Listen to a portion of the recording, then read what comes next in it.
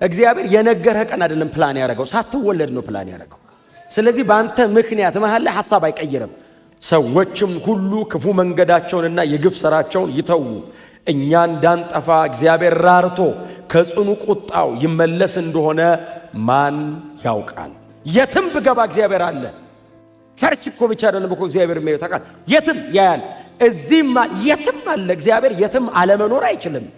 የሆነ ቦታ ከሌለ እግዚአብሔር አይደለም። ጊዜን አይደለም ነፍስን ይጠይቃል ወንጌል። ጉልበትን፣ ገንዘብን፣ ዕውቀትን፣ ዘመንን፣ ዕድሜ፣ ታሪክን፣ ስምህን እኮ ነው የሚጠይቀን። የሚኬድባት አይደለችም አሶር። በጣም ጨካኝ ናቸው። ባይዘው ከባቢሎናውያን ይልቅ ጨካኝ ናቸው። በምድር ላይ በታሪክ መካከል ከተነሱ ጨካኝ መንግስታት መካከል አንዱ አሶር ነው። የእግዚአብሔር ቃል ለሁለተኛ ጊዜ እንዲህ ሲል ወደ ዮናስ መጣ። ወደ ታላቂቱ ከተማ ወደ ነነዌ ሄደ፣ የምነግርህን መልእክት ስበክላት። ዮናስም የእግዚአብሔርን ቃል ታዘዘ፣ ወደ ነነዌም ሄደ። በዚህ ጊዜ ነነዌ ታላቅ ከተማ ነበረች። እርሷንም ከዳር እስከ ዳር ለመጎብኘት 3 ቀን ያስፈልግ ነበር። ዮናስም ወደ ከተማይቱ ገብቶ የመጀመሪያውን ቀን ከተጓዘ በኋላ ነነዌ በ40 ቀን ውስጥ ትገለበጣለች ብሎ አወጀ።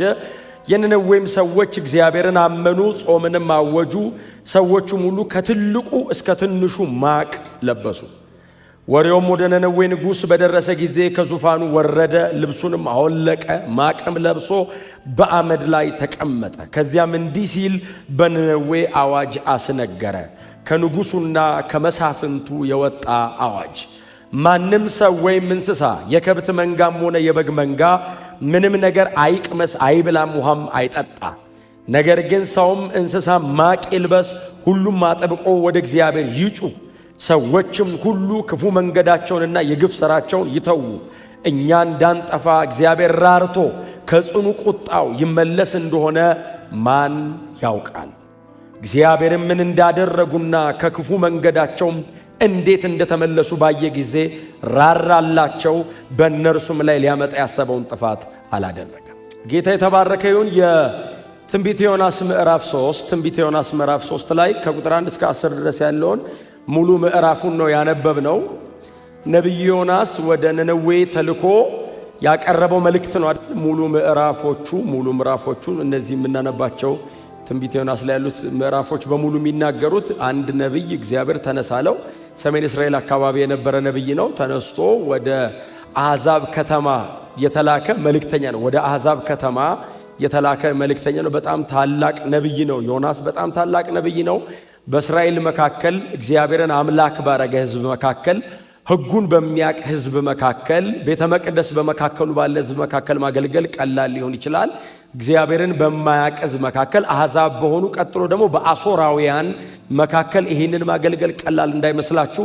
ከዚህ ሰው አገልግሎት በኋላ እንደምታውቁት እንግዲህ 721 22 አካባቢ ይመስለኛል ሰሜን እስራኤል ወይንም ሰማሪያ በአሦራውያን እጅ ወድቃለች። አሦራውያን በጣም ጨካኝ ናቸው፣ እጅግ ክፉ ናቸው እና እነሱ ፊት ሄዶ የእግዚአብሔርን ድምፅ መናገር፣ የሰራዊት ጌታ ቅዱስ እግዚአብሔር እንዲህ ይላል ብላችሁ ስትናገሩ ማን እንደሆነ ይታወቃል። እግዚአብሔር ስትሉ የዕብራውያን አምላክ ነው፣ የእስራኤል አምላክ ነው።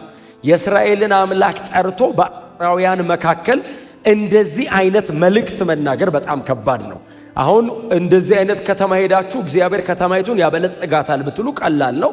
እግዚአብሔር ሕዝቡን ይባርከዋል ብትሉ የአሦራውያንን ዋና ከተማ ነነዌን እግዚአብሔር በዓለም ላይ እጅግ ታላቅ ያረጋታል ብትሉ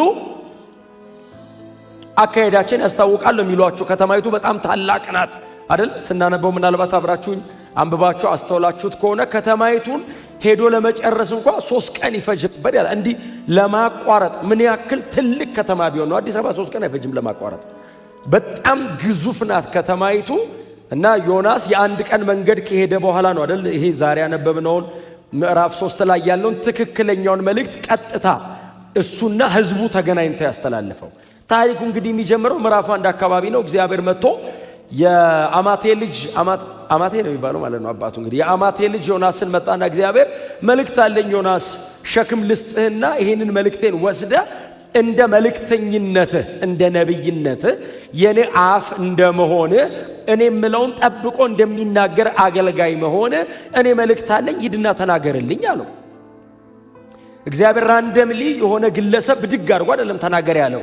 ነብይ ተብሎ የተቀመጠን አንድ ሰው በዚህ ኦፊስ ውስጥ ያለ የእግዚአብሔር አፍ ነብይም አይደል?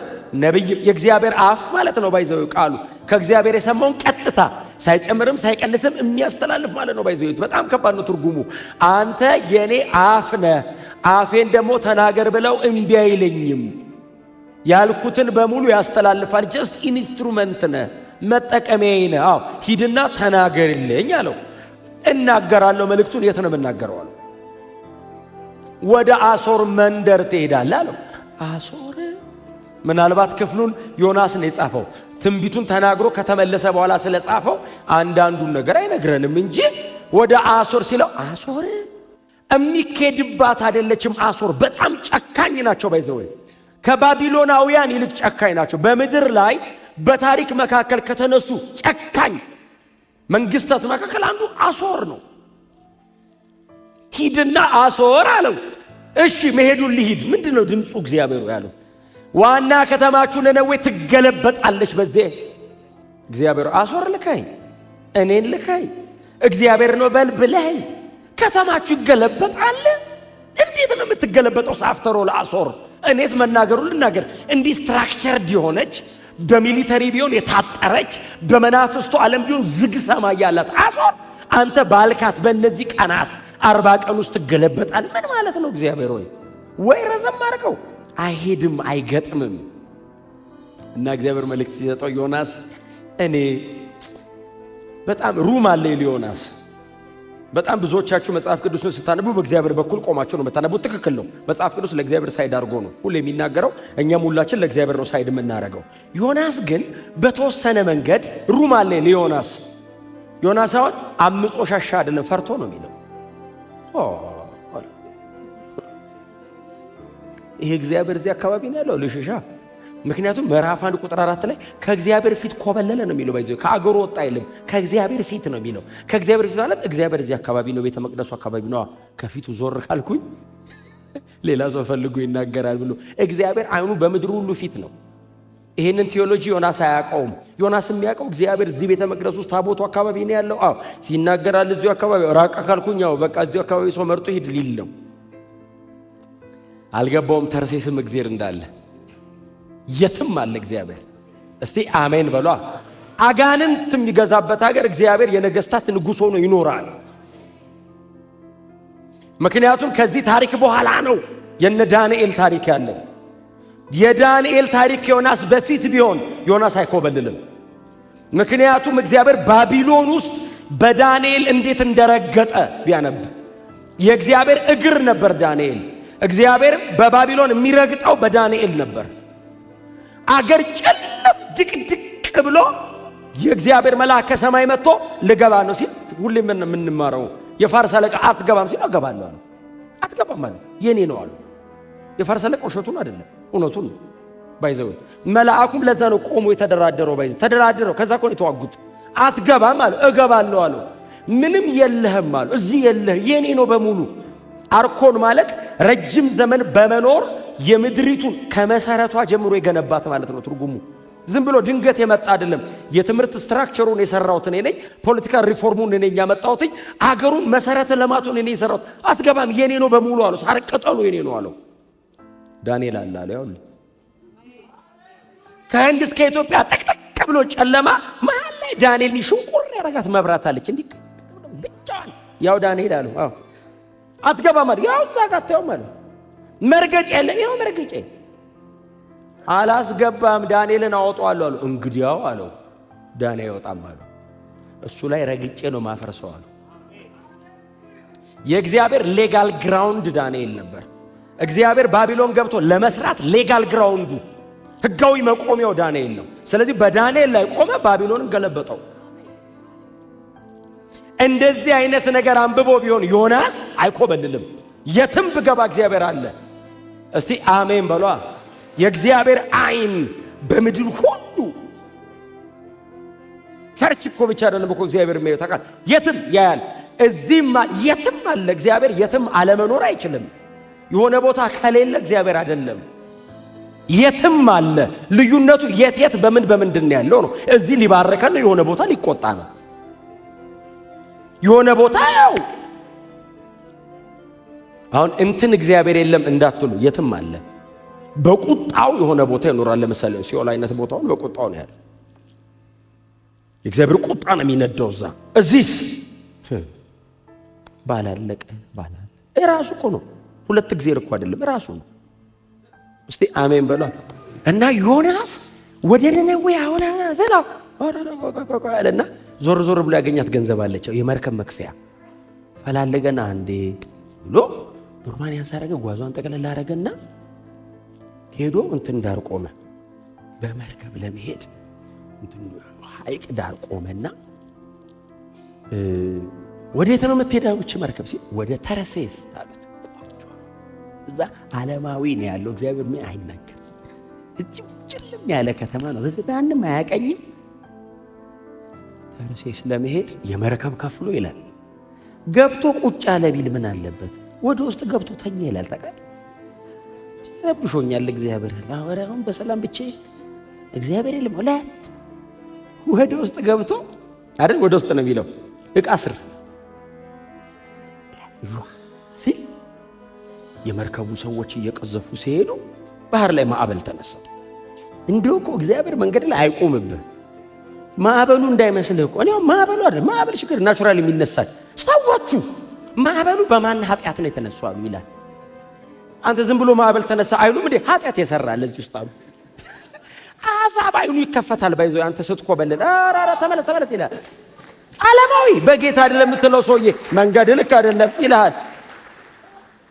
እየቀዘፉ ሲሄዱ ማዕበል ብድግ ብሎ ወደዚህ ያረጋል። ማን ነው ኃጢአት የሰራው? ለስንት ሰው ኪሳራ ሆነ። ባይዞ ዮናስ ዕቃ ያነሱ ጣሉ ይላል። ባይዞ መርከቧን ቀለል ለማድረግ ሰውየው መጣል ነው። ባይዞ ዕቃ መጣል ሰውየው ነው አጥተ ሰውየው የሚመለሰው እንደዚህ ጥለው ነው ወደኋላ ለመመለስ ማስቸጋሪ።